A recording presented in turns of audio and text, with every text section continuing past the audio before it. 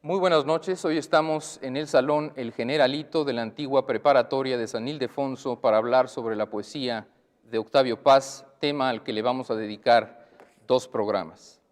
Estas 2 conversaciones tienen una importancia especial porque Octavio Paz es y se considera a sí mismo ante todo poeta. Incluso su prosa, como él ha dicho de la de Alfonso Reyes, es la prosa del poeta. Y claro, especialmente en 2 de sus libros, Águila o Sol y El monogramático, prosa y poesía están íntimamente unidas. Voy a mencionar los libros que reúnen la obra poética de Octavio Paz. Libertad bajo palabra reúne la obra poética escrita entre 1935 y 1957. Salamandra, los poemas escritos entre 58 y 61. Ladera Este, entre 1962 y 1968, e incluye esta edición el poema blanco. Topoemas y discos visuales es de 1968. El monogramático de 1970, poesía en prosa. Vuelta, nombre que alude al regreso de Paz a la Ciudad de México, reúne la poesía escrita entre 69 y 75, y Pasado en Claro es de 1974. Poemas incluye la poesía escrita por Octavio Paz entre 1935 y 1975, un volumen equidistante de la antología y de las poesías completas, como lo describe el propio Octavio Paz. Y para hablar sobre la poesía de Octavio Paz nos hace el honor de acompañarnos el maestro Ramón Xirau, catedrático de la Facultad de Filosofía de la Universidad Nacional Autónoma de México. El maestro Xirau es autor del primer libro sobre la poesía de Octavio Paz, llamado Octavio Paz, el sentido de la palabra. Y entre las múltiples obras escritas por el maestro Xirau voy a mencionar solo 5. El sentido de la presencia, palabra y silencio, dit y descrit, dicho y descrito, que es la poesía del maestro Xirau escrita en catalán. Lecturas, ensayos sobre poesía iberoamericana y española, Ortega y Gasset, razón histórica, razón vital. Maestro Paz, ¿le parece que empecemos platicando sobre cuál era el panorama de la poesía de nuestra lengua hacia 1935, cuando usted empezó a escribir? Sí, muy bien, pero antes quisiera decir 2 pequeñas cosas. La primera, mi inmensa alegría de tener cerca de mí a Ramón Xirau. Lo conozco hace muchos años, es un antiguo amigo, y siempre hemos coincidido en lo esencial, en lo fundamental. Nuestros intereses son muy semejantes. Él es, por profesión, filósofo y profesor de filosofía, pero es un filósofo que también es un poeta. Y esta unión de filosofía y poesía para mí es muy seductora. Esta unión del poeta y del filósofo han hecho también de Ramón Xirau uno de los mejores críticos de poesía de la lengua española. De modo que tenemos en él estas 3 cualidades: el rigor racional del filósofo, la iluminación del poeta y finalmente la sensibilidad del crítico. Me da mucho gusto, Ramón, tenerte con nosotros. Yo también, y no digas tantos excesos. No son excesos. Y después también mi emoción de leer poemas aquí, precisamente en el Generalito. Yo estudié en la Escuela Nacional Preparatoria, como tantos mexicanos, como Alfonso Reyes, como Vasconcelos, como José Gorostiza, Villaurrutia, etc. Estudié en la preparatoria y en este local, el Generalito, pues era uno de los sitios sagrados. Aquí pronunciaba sus discursos muchas veces Antonio Díaz Sotugama. Aquí daba la clase de Historia de la Revolución Mexicana, un lugar, entre paréntesis, muy poco a propósito para escuchar las palabras generalmente incendiarias de Sotugama.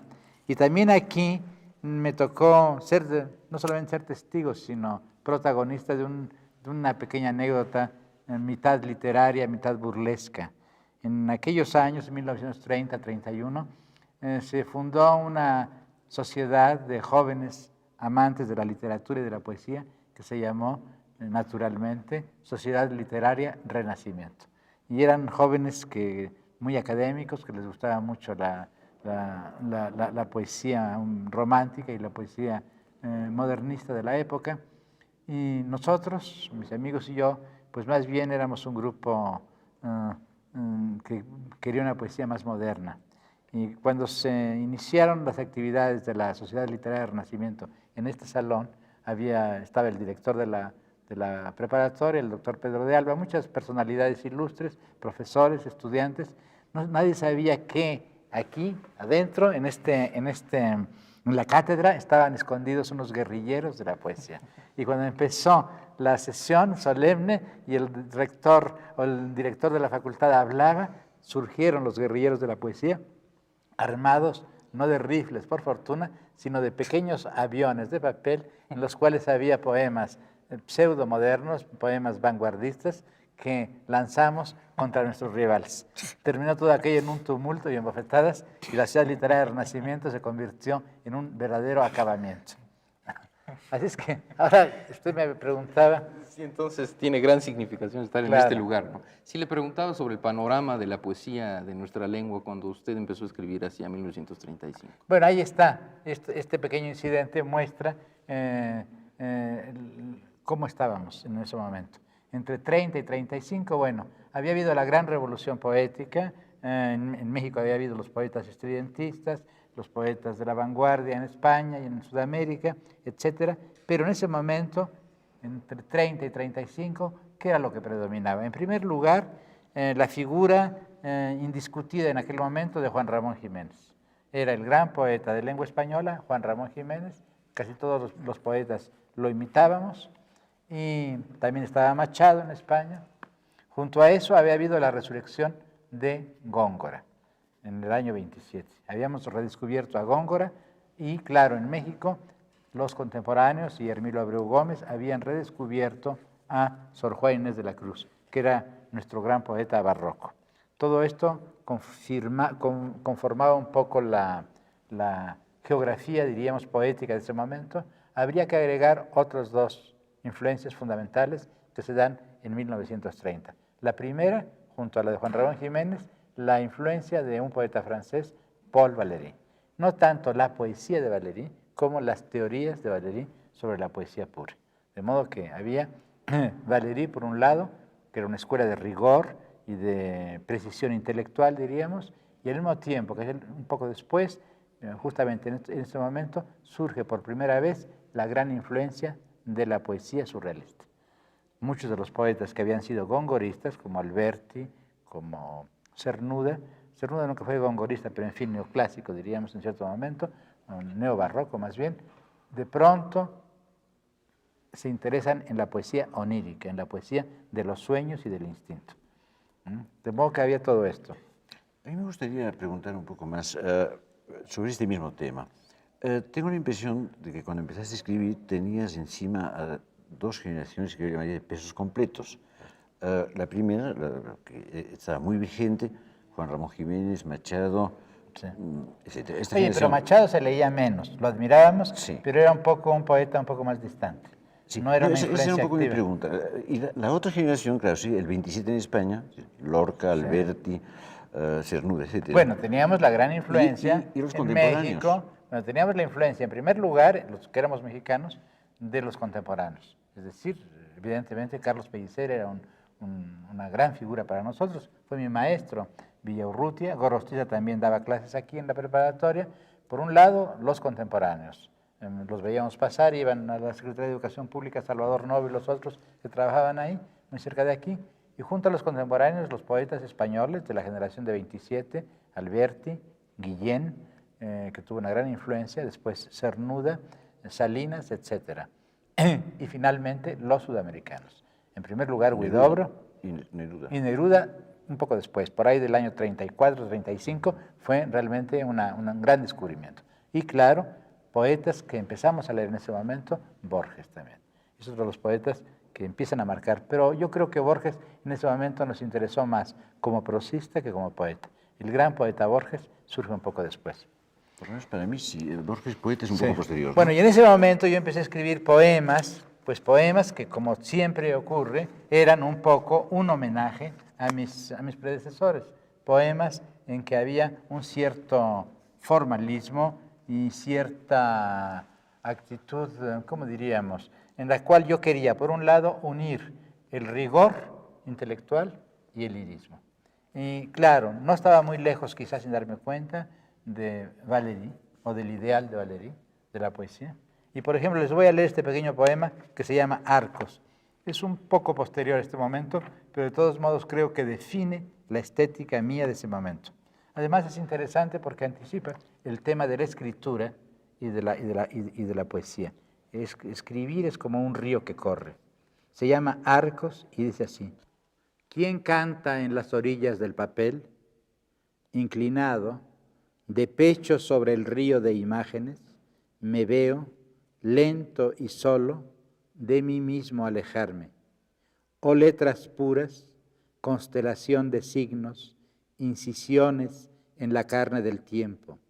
Oh escritura, raya en el agua. Voy entre verdores enlazados, voy entre transparencias, entre islas avanzo por el río feliz que se desliza y no transcurre, liso pensamiento. Me alejo de mí mismo, me detengo sin detenerme en una orilla y sigo, río abajo, entre arcos de enlazadas imágenes, el río pensativo. Sigo, me espero allá, voy a mi encuentro, río feliz que enlaza y desenlaza, un momento de sol entre dos álamos, en la pulida piedra se demora y se desprende de sí mismo y sigue río abajo al encuentro de sí mismo. Bueno, este era el tipo de poesía que yo hacía en esos momentos y que en las cuales es visible el eco, yo creo, de las generaciones anteriores, ¿no? Pero este poema es de 47 y ya en 40 se empieza a dar una ruptura Sí, por la bueno, poesía es un social. poema corregido en 47, es un poema anterior y que representa un tipo de sensibilidad, diríamos, post-simbolista. Pero En este poema, Arcos, que me gusta muchísimo, está dedicado a Silvino Campo, sí, creo, ¿no? Creo que se inicia algo que después es frecuente, por ejemplo, en el mono filantrópico, que es la unión de vida y lenguaje, sí. ¿no? Sí, sí. Naturaleza, lenguaje y vida. La escritura y la experiencia poética, exactamente, ¿sí? Esta es la primera vez, es la pequeña innovación. Pero al mismo tiempo, claro, yo hacia 1940 y tantos salí de México por una temporada, duré 9 años fuera del país y primero viví en los Estados Unidos durante la guerra, en el año 44, 45, y entonces en esos años que fueron decisivos para mí, después en Francia, descubrí otra vertiente de la poesía moderna. Yo conocía la poesía de nuestra lengua, conocía relativamente bien la poesía francesa, pero muy mal la poesía de lengua inglesa. Y ahí descubrí otro elemento, el elemento, diríamos, de la poesía coloquial, el uso del lenguaje de todos los días, que además eso me sirvió mucho para tratar de hacer cosas distintas, porque siempre me negué a esta idea de la poesía pura. Siempre pensé que la poesía no era solamente canto, sino que era también conciencia. E incluso escribí un pequeño epigrama que a usted le gusta, sí, retórica, que en realidad el título original de este pequeño poema es otro y que yo creo que es mejor el título original. Poetas, no sé sí, lo cambié por error. Sí, yo no sé por qué se lo quitó, ¿verdad? Por una tontería. Poetas en la rama. Poetas en la rama. Cantan los pájaros, cantan sin saber lo que cantan. Todo su entendimiento es su garganta. Bueno, yo quería tener algo más que garganta. Quería tener entendimiento. Y de ahí que me interesasen cierto tipo de poetas muy lejos de la tradición puramente cantante del idioma, puramente formal. Al maestro Shirao y a mí nos intrigaba a qué poeta se refería, ¿no? Sí. Bueno, es una pregunta muy indiscreta, Es muy pero diríamos a poetas que yo admiraba, pero que me parecía que hacían sobre todo, en los cuales el pensamiento estaba ausente o no estaba muy presente. Pienso en Carlos Pellicer o en Rafael Alberti, poetas admirables por otra parte, no eran poetas que yo despreciase en ese momento, al contrario, pero claro, todo joven siente la necesidad de alejarse de sus mayores, de guardar las distancias con sus mayores. Y como alguna vez platicando tú y yo decías, creo que tenías ganas de decir algo. Exactamente. Eso es, que no es la poesía pura. Exactamente. ¿no? Es decir, el alguna decir, cosa. eso es, eso me apartaba mucho también de poetas como Jorge Guillén, ¿no? Claro. Yo quería decir algo, y además creía, al contrario de lo que Valéry piensa, que el poeta sí no solamente tiene algo que decir, sino que lo que dice el poeta es una verdad de orden espiritual. No importa que la vida del poeta a veces sea mediocre, y por eso escribí este epigrama, que es un poco lo que yo hubiera querido ser, epitafio para un poeta. Quiso cantar para olvidar su vida verdadera de mentiras y recordar su mentirosa vida de verdades. Bueno, esta mentirosa vida de verdades son las verdades, diríamos, de la poesía, las verdades del espíritu, y esas son las que a mí me parece que el poeta cuando canta de verdad, dice esas verdades, que no son las verdades de la filosofía, son unas verdades de una intuición distinta de la vida y de la naturaleza y de nosotros mismos. O tal vez de ciertas expresiones poéticas. Pensaba en Platón, en los grandes mitos, la caverna, que se acercan a la poesía como lenguaje también, ¿verdad? Claro, claro, sí. Claro. Y junto a eso, evidentemente, pues la frecuencia con la poesía inglesa me hizo tratar de usar el lenguaje coloquial.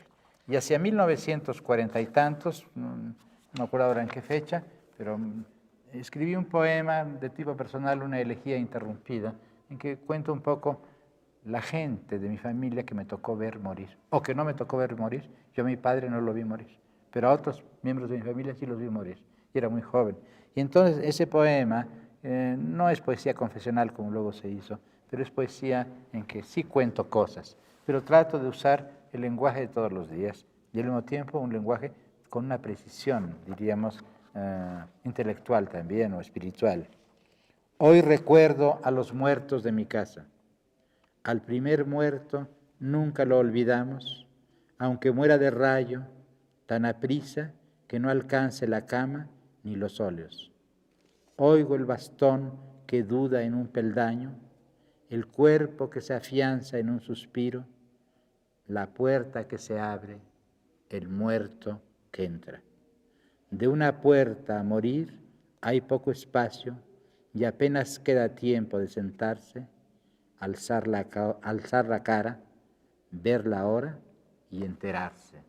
Las 8:15.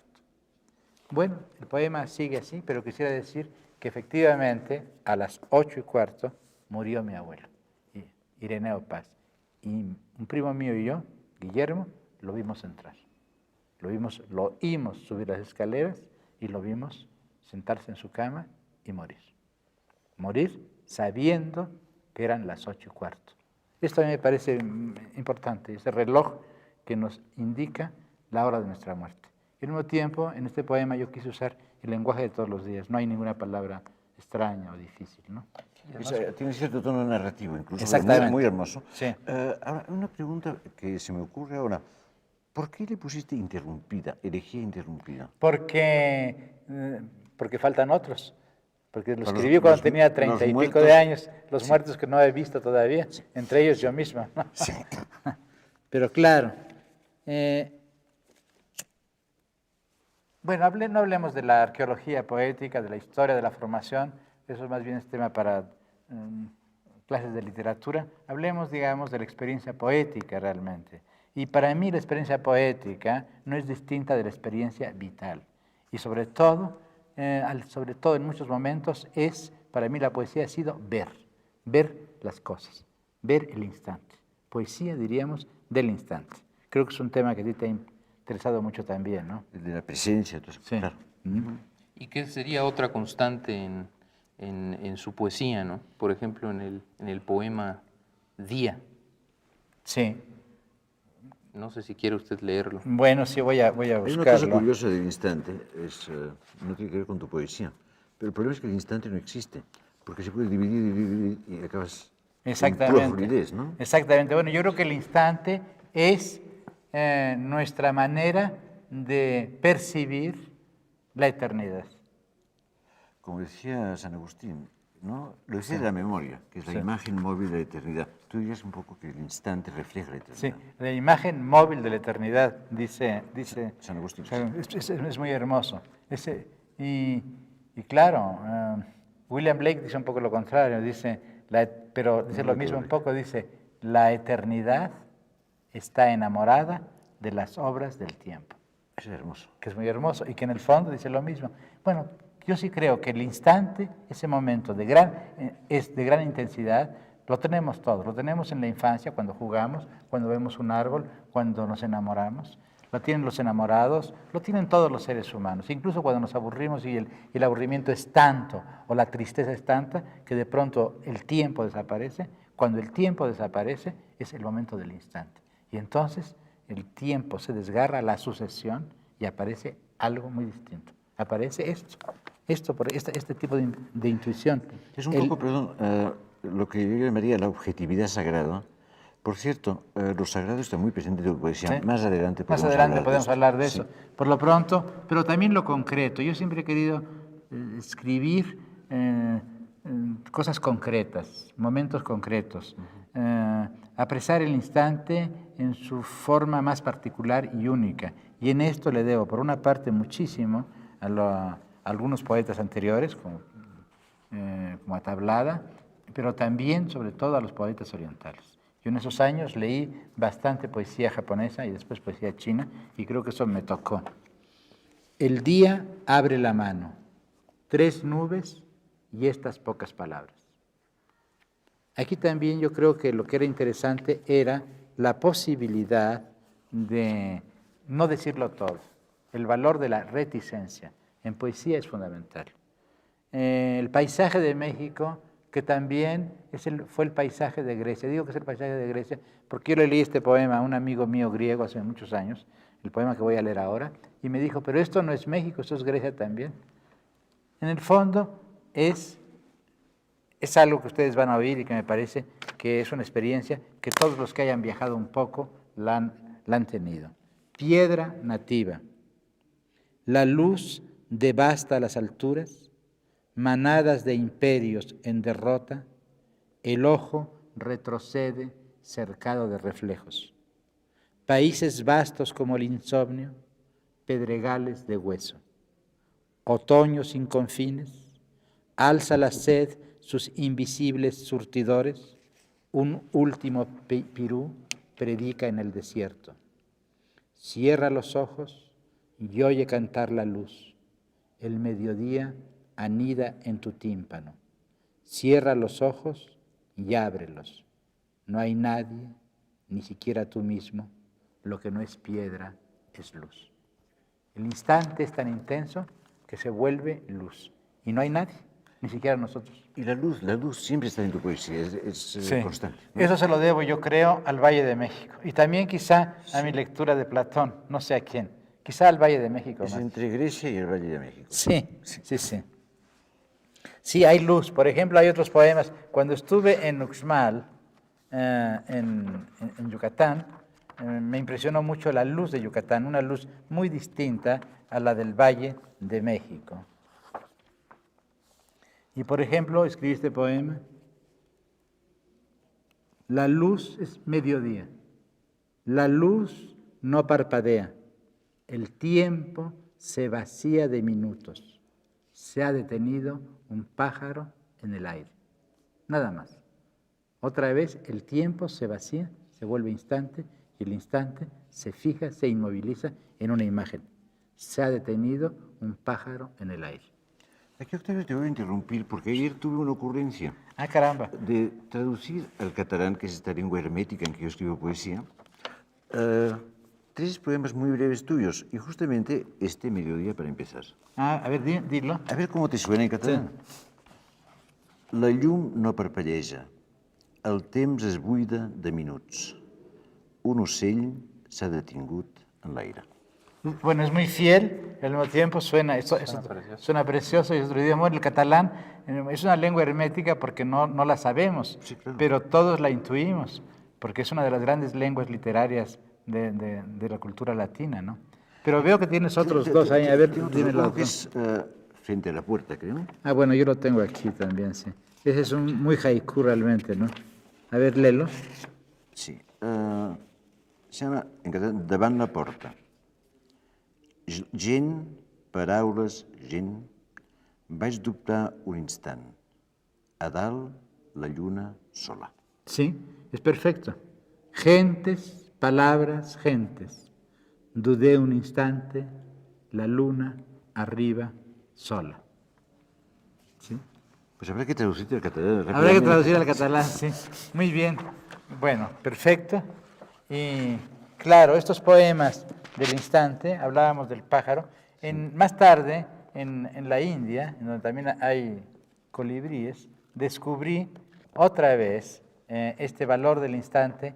Y claro, el instante, diríamos, encarnado en un pájaro. Voy a ver si encuentro ese poema.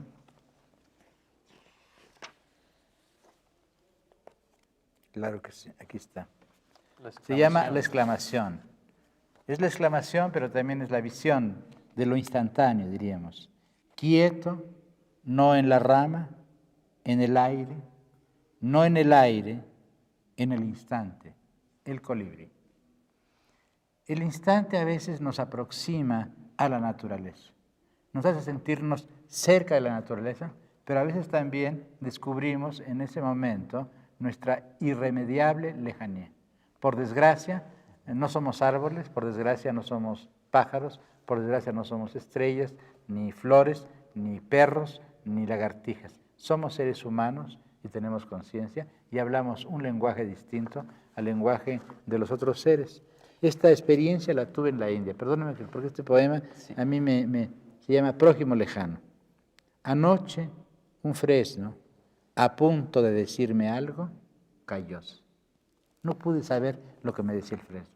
Es triste. Sí, es lo que yo le iba a decir, que ya en el título de este otro poema está esta experiencia de la cercanía, pero a la vez la lejanía con la naturaleza, ¿no? Sí, el título es ¿Dónde sin quién? No, y el prójimo lejano. Digo, también, prójimo ¿no? lejano, quiero decir. Prójimo Sí. lejano, ¿no? Prójimo lejano, sí. Prójimo lejano. Y en esa vena de poemas cortos hay otro que también me gustaría repetir delante de ustedes. Porque se refiere otra vez a la escritura y al oficio del poeta. Yo dibujo estas letras como el día dibuja sus imágenes y sopla sobre ellas y no vuelve. El poeta no es dueño de lo que dice. Es como el día que dibuja las imágenes y se va. Lo que queda o no queda son las imágenes, pero el autor desaparece detrás de su obra. Aquí no es que haya ninguna influencia, pero yo creo que esta idea es muy antigua, ¿no? Cuando Heráclito decía, no hablo yo, sino habla el logos a través de mí. Sí, ¿No? sí, sí. Así que, lo que se llama inspiración, o como quiera llamarse, las musas, quién sabe qué sea, pero llega esto, ¿no? Sí, claro. Y además no somos dueños, nadie es dueño de lo que dice, porque cuando hablamos habla también la raza, el lenguaje. Cuando habla, cualquiera que habla, está hablando sin saberlo, está repitiendo lo que dijeron sus abuelos y los otros, los que inventaron el idioma, los primeros. Así es que cada acto nuestro verbal representa un homenaje histórico, diríamos, a todos los que nos siguieron. Y al mismo tiempo estamos abriendo un camino para los que van a venir. Y también creo que, no sé si estás de acuerdo, creo que sí, que cada poema puede admitir lecturas distintas. Claro. Entonces el lector es muy importante también. El lector, sin lector no hay poesía. El poeta es el autor que desaparece. Queda el poema, pero el poema siempre es algo incompleto, algo que se está rehaciendo sin cesar. ¿Quién hace el poema? El lector. Y cada generación de lectores tiene un poeta distinto. Por ejemplo, nuestro Homero no es el Homero de la época de Rubén Darío o el Homero de la época de Góngora, ¿no? Aunque a Góngora lo llamaron el Homero español, de un modo un poco injustificado a mi juicio, pero en fin. Claro, pero no solo el lector rehace el poema, sino también el propio poeta, y sobre todo en su caso usted siempre corrige Sí. sus poemas, ¿no? Bueno, mire usted, en eso de la corrección de los poemas, algunos me han criticado, quizá con razón, yo no estoy muy convencido quizá que los poetas deban corregir, sin embargo, he sentido la necesidad el delirio de la perfección, posiblemente es un demonio, posiblemente el ansia de perfección es un demonio, y en lugar de mejorar los poemas, a veces quizá los echamos a perder, ¿no? Sin embargo, en esto yo sigo el ejemplo de algunos grandes poetas como Yeats, como Wordsworth, o en lengua española como Juan Ramón Jiménez o Borges, ¿no? Que han corregido muchos Yo poemas. pensaba justamente en Juan Ramón, pero además hay muchos que corrigen. La cosa curiosa es que Juan Ramón Jiménez al final quería escribir toda su poesía en prosa. Sí, bueno, eso sí era un poco Una locura extravagante, esta, sí. Y volviendo al poema corto, en ese poema en que hablo del fresno, que no me habla, marco mi separación.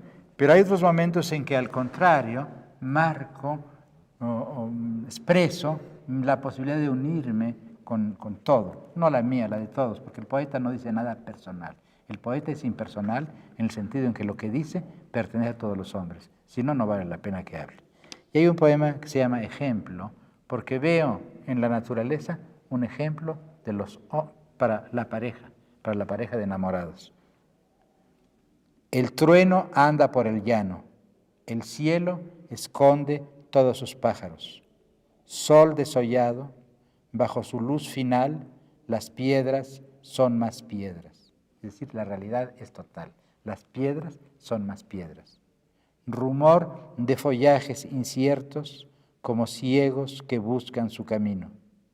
Dentro de unos instantes, agua y noche serán un solo cuerpo. Bueno, esto es lo que yo llamaría la comunión, que tú has hablado también de la comunión del poeta con la naturaleza. Pero aquí ya también hay un elemento de erotismo, ¿no? Sí. Que sería otra de las constantes. Y otra más, la identidad, porque dice usted que el poeta no es dueño de lo que dice, sin embargo, usted siempre está en su poesía, ¿no? El yo, la identidad. Sí, pero estoy negándolo, porque creo que el yo es fugaz. El yo siempre está fugando y siempre, no hay yo, hay muchos. Estamos habitados por una pluralidad de yoes. Esta sensación de ser muchos o de no ser nadie fue muy temprana en mí. Recuerdo que uno de los primeros poemas que yo escribí, que me gustaron, y me acuerdo que se lo enseñé hace muchos años a Henri Michaud, al que no le gustaba mucho mi primera poesía, le parecía demasiado formal, pero este poema sí le gustó. La calle. Es una calle larga y silenciosa. Ando en tinieblas y tropiezo, y caigo, y me levanto y piso con pies ciegos las piedras mudas y las hojas secas. Y alguien detrás de mí también las pisa. Si me detengo, se detiene. Si corro, corre. Vuelvo el rostro. Nadie. Todo está oscuro y sin salida, y doy vueltas y vueltas en esquinas que dan siempre a la calle, donde nadie me espera ni me sigue, donde yo sigo a un hombre que tropieza y se levanta y dice al verme, nadie. Bueno, esto es... Aquí hay un poco la experiencia del doble, después reducido a nadie, que no existe. ¿Sí? Bueno, yo creo que todos los que hemos andado en las ciudades, lo que los filósofos llaman enajenación, es este súbito descubrimiento de que no somos nadie. Primero de que somos otros a veces, y luego de que ese otro es nadie. Aquí también ya hay un elemento de humor, ¿no? Un poco. En este poema no, en otros. No, en este poema no hay humor. Hay humor en uno que se llama... Yo puedo ver lo que es la idea de la fugacidad, la pluralidad del yo. Exactamente, hay angustia también. Y hay bastante angustia, ¿no? Sí, pero con esta misma experiencia, convertida un poco en humor, está aquí. El otro se inventó una cara, detrás de ella vivió, murió y resucitó muchas veces. Su cara hoy tiene las arrugas de esa cara. Sus arrugas no tienen cara. Es el hombre que ha sido fiel a su falso rostro. Porque yo sí creo que todos, es decir, que el hombre, cada uno de nosotros tiene que fabricarse su propio rostro. Que nosotros debemos llegar a la muerte con la cara que nos hemos hecho. Pero claro, la cara que nos hemos hecho es una cara que no hemos hecho nada más nosotros, sino la vida, y muchas veces de un modo involuntario. Y hay de aquellos que llegan al final de sus días sin cara. Entonces, son los que digo, tienen arrugas, pero sin cara. En fin, no sé. Algo a lo que... perdón, No, diga usted. está todo este problema, lo dice Octavio, de identidad personal, ¿no? Sí. Sí tiene a veces que ver mucho con la cultura moderna, yo creo, esto, y con las ciudades y con la experiencia múltiple. Claro, con la ciudad sobre todo, y con la promiscuidad moderna, con la vida que hacemos en la época moderna, claro, y también con la soledad. Por ejemplo, hay este pequeño poema, que yo creo que también es una experiencia, creo, de todos, certeza. Si es real la luz blanca de esta lámpara, real la mano que escribe, son reales los ojos que miran lo escrito, de una palabra a la otra, lo que digo se desvanece. Yo sé que estoy vivo entre dos paréntesis. Este no es tema, pero esta constante que es la soledad y que es también la comunión, las dos cosas, yo creo que lo viste muy claro desde muy chico, desde muy joven, en Poesía de Soledad y Poesía de Comunión, ¿no? Sí, en ese ensayo, sí. Y hay una frase muy breve que quiero leer porque creo que es un poco el tema. La frase tuya, el poeta parte de la soledad movido por el deseo hacia la comunión. Sí. Creo que eso es muy Es importante verdad, en tu sí, poesía, ¿no? sí. Ahora, claro, en ese movimiento a veces nos perdemos. Hace mucho tiempo, en París justamente, estaba yo en la embajada tenía un pequeño patio, y de pronto en aquel patio me vi y no me vi. Yo estaba en una ventana y me vi y no me vi. Y entonces escribí este pequeño poema, que es trata de expresar esta experiencia extraña, identidad. En el patio un pájaro pía como el centavo en su alcancía. Un poco de aire, su plumaje, se desvanece en un viraje. Tal vez no hay pájaro, ni soy ese del patio en donde estoy. Ese poema es muy hermoso. Y dice muy claramente. Es un poco un juego, pero es más que un juego, quizás es un juego con cierta pretensión metafísica, diríamos. Algo un poco distinto, lo experimenté otra vez en la India, caminando por un jardín. No hay nadie, se llama ¿Dónde sin quién? No hay nadie, ni un alma entre los árboles, y yo no sé a dónde me he ido. Porque nos vamos de nosotros mismos, no siempre estamos en nosotros. Muchas veces estamos fuera de nosotros mismos. ¿Qué es? Enajenados, como decías antes. Enajenados. Eso es la experiencia de la ciudad. Y esto ocurre, claro, en la ciudad. No, quería hacer una pregunta muy breve. Muchos poemas breves parecían tener que ver con el haiku. Sí. Ahora, el haiku, tú empezaste a emplearlo antes de tu viaje a Japón. Mucho antes, sí. Y muchas veces la traducción de Matsuo Basho. Sí, mucho antes, sí. Entonces, ¿cómo le llegaste a esta expresión? Porque algunos poemas tuyos brevísimos son muy hermosos de ese tipo. Bueno, llegué por dos cosas. En primer lugar, la generación anterior había tenido un culto por la imagen. Era muy fácil, en consecuencia, sacar la imagen y que la imagen por sí misma constituyese un solo poema. Ahí el precedente de Tablada, el antecedente de Tablada fue muy importante, y Tablada me hizo leer también mucha poesía oriental, que yo leí bastante, primero en los Estados Unidos y después en Francia. Afortunadamente había buenas traducciones. Fui amigo de algunos orientalistas como Donald King y otros más, que me abrieron un poco las puertas de la poesía oriental. De modo que desde esos años empecé a leer a los poetas del Oriente.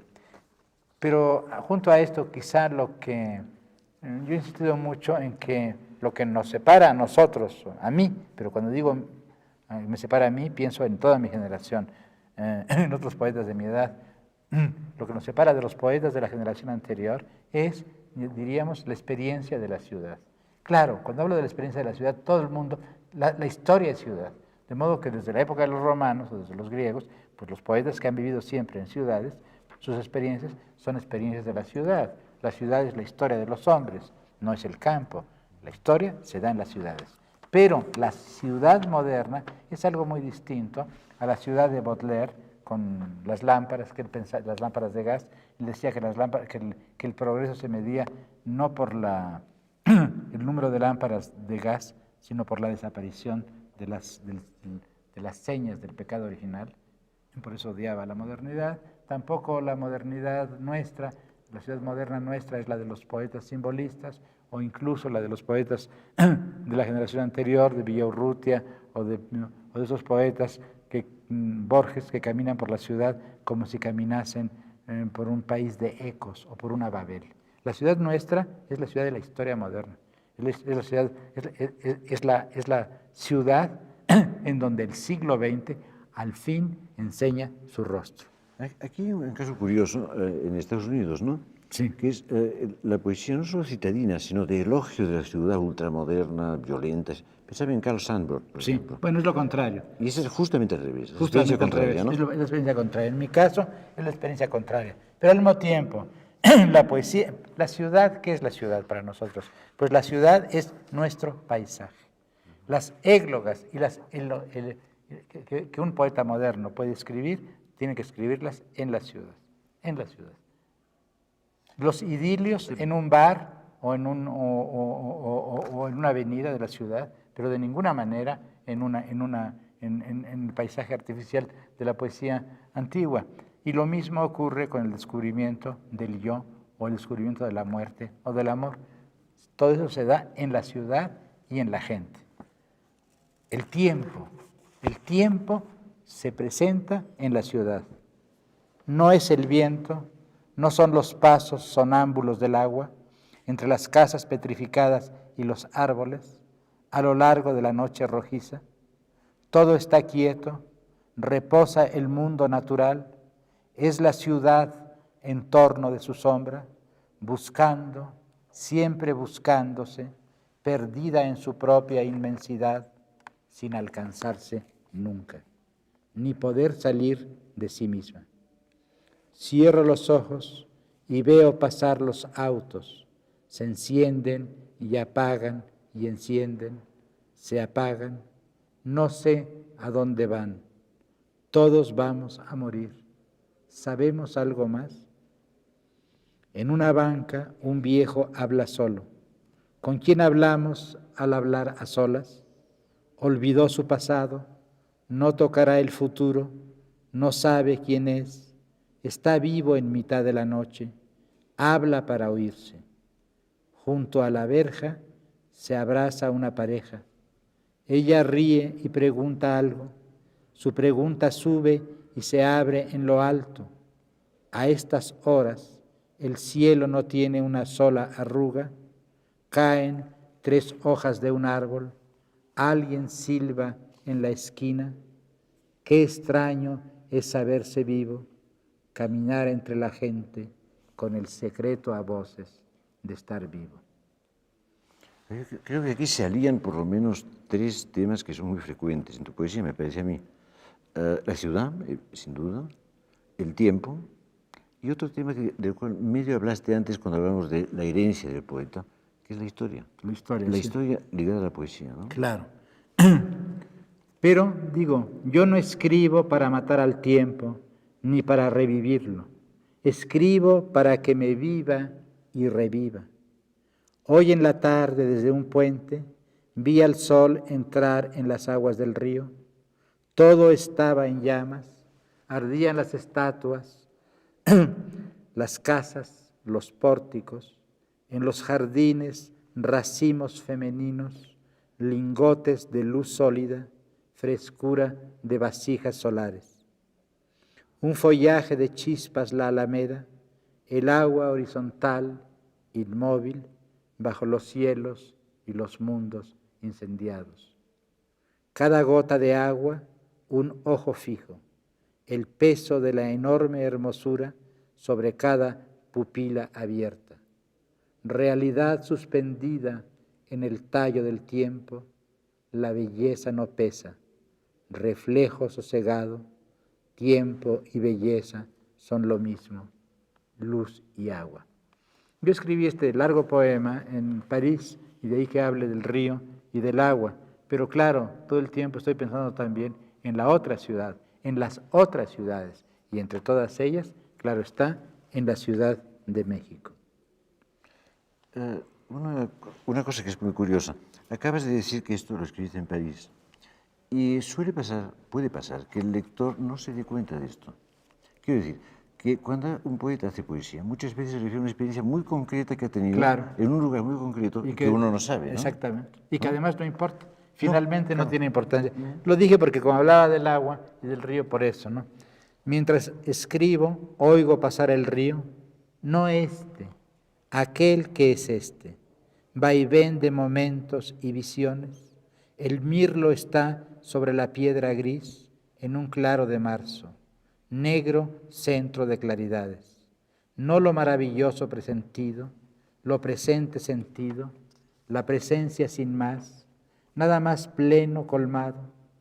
No es la memoria, nada pensado ni querido, no son las mismas horas, otras, son otras siempre y son la misma, entran y nos expulsan de nosotros, con nuestros ojos ven lo que no ven los ojos. Dentro del tiempo hay otro tiempo, quieto, sin horas ni peso ni sombra, sin pasado o futuro, solo vivo como el viejo del banco, unimismado, idéntico, perpetuo. Nunca lo vemos. Es la transparencia.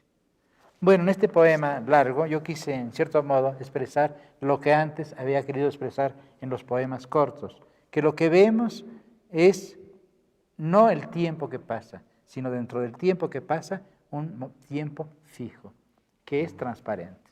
La transparencia. No vemos las cosas a través de la transparencia, sino que a través de las cosas vemos la transparencia del tiempo, la transparencia de la eternidad. Esto para mí ha sido realmente la experiencia poética fundamental y quizá en eso hay cierta cercanía con la experiencia religiosa propiamente dicha, aunque claro, yo me siento muy por debajo de los grandes místicos y de los grandes religiosos. No, pero yo siempre, incluso hemos hablado de esto, Octavio, sí siento esta experiencia religiosa en tu obra, aunque tal vez la palabra que uses tú sea un poco más amplia, es lo sagrado, ¿no? Sí. Los sentidos sagrados Claro, del mundo. sí. Y aquí quiero hacer notar otra vez, aunque reitere un poco, esta presencia de la lucidez, de la luz, Sí. de la claridad. Bueno, y además yo creo que esta experiencia de lo sagrado está ligada para mí fundamentalmente a otra experiencia, a la experiencia del amor. Diríamos que la Y de ciudad, la imagen poética. sí, de las diríamos que la ciudad pone en duda o en crisis mi identidad. ¿Quién soy yo? Caminando, viéndome en los otros, me doy cuenta de que mi yo es un yo fugitivo, que yo no soy yo, que hay muchos yoes en mí, como en cada hombre, que soy una pluralidad de voces dentro de mí. Pero al mismo tiempo, en esta pluralidad y en este tiempo sucesivo, veo el instante y en el instante me anclo. Pero esto significa comunión. Y la forma para mí más profunda de la comunión es la comunión amorosa. Y claro, por eso la ciudad también es muy importante, porque la ciudad que nos cierra todas las puertas, también las abre y hace posible el encuentro. El encuentro en el cual hay un elemento, diríamos, de libertad. Caminamos por una calle y de pronto estamos pensando en una persona y de pronto esa persona aparece. Y esto es milagroso. Y al mismo tiempo, todos hemos tenido, yo creo, todos los que hemos, todos o casi todos, hay de aquel que no haya tenido esta experiencia, todos hemos tenido la experiencia de que al final, al verla a ella, vemos a la realidad misma. Y esto yo lo quise expresar en un poema, Viento Entero, en donde hay ciertas búsquedas formales. Este es uno de los mejores poemas tuyos, es una maravilla. Yo no sé, Ramón, pero es un poema en el que ¿Podría intervenir me un momento importa, antes? sí, cómo no. No, lo que decías antes acerca de, en fin, sagrado y el amor. Para mí el amor es lo fundamental en toda tu poesía, ¿no? Sí. Pero creo que es siempre esta idea de la unión de los opuestos. Como dices en el arco y la lira, bueno, las piedras son plumas. La imagen poética une lo que para el sentido común es una cosa muy rara, pero las une. El amor es también unión de opuestos o de contrarios o de distintos. Claro. Y lo sagrado, al fin y al cabo, viene siendo esta misma tipo de unión. Exactamente. Lo que tú llamas la otra orilla. Sí. ¿no?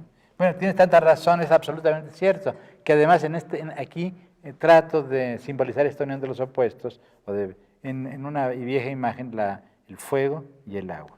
Que esto aparece, desde luego, en Novalis, por ejemplo, que habló de que la llama es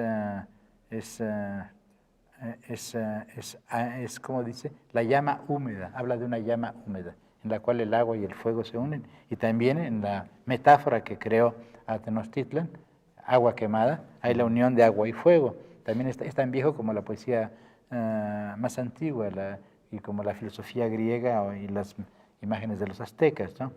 Unión de los opuestos en Claro. Platón también, ¿no? Perdón, pero el poema es Sí, más. no, y luego la idea de que el instante, que es lo más, el presente, que es lo más fugitivo, en cierto modo es lo perpetuo, porque es lo único, es nuestra porción, diríamos, de eternidad, nuestra ración de realidad y de eternidad. El poema es muy largo, solamente voy a leer un fragmento, y con esto quizá podemos terminar esta primera parte. El presente es perpetuo, se abren las compuertas del año, el día salta, el pájaro caído entre la calle Montalembert y la de Bac es una muchacha detenida sobre un precipicio de miradas. Si el agua es fuego, llama, en el centro de la hora redonda, encandilada, potranca alazana. Un haz de chispas, una muchacha real entre las casas y las gentes espectrales.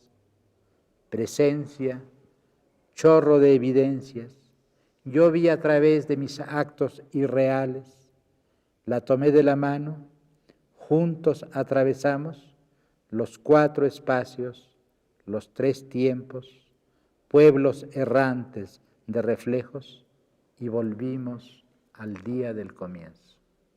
Bueno, eso es lo que yo quisiera que la poesía nos enseñase y nos dijese y nos guiase, volver al día del comienzo. Porque yo creo que cada hombre y cada mujer es Adán y es Eva, y en cada uno de nosotros, en cada pareja, comienza la humanidad entera y la historia entera de los hombres. Yo creo que con esto que acaba usted de decir sobre el amor es un buen momento para que terminemos la primera parte de esta conversación, y en la segunda parte hablaremos ya sobre los ejemplos concretos que hay en la poesía de Octavio Paz sobre el amor y el erotismo. Por ahora, maestro Shirao, maestro Paz, muchas gracias, y a usted muchas gracias por su atención. Buenas noches.